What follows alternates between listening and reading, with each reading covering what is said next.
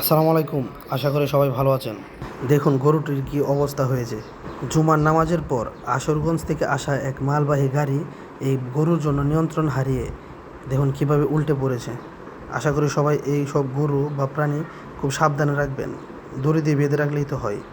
আর দেখুন গাড়িটির কী অবস্থা হয়েছে, আপনারা সবাই ভিডিওটা দেখতে থাকুন।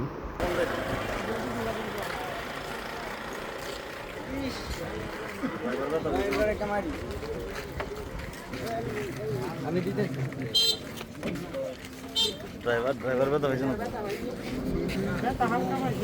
না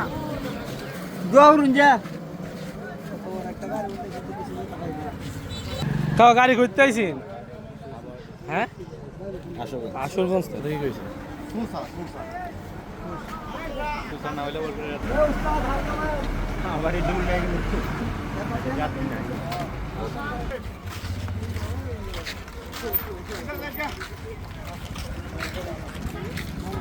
কাল পবিত্র কুরবানি ঈদের দিন। আশা করি সবাই খুব সাবধানে গাড়ি ঘোড়া চালাবেন।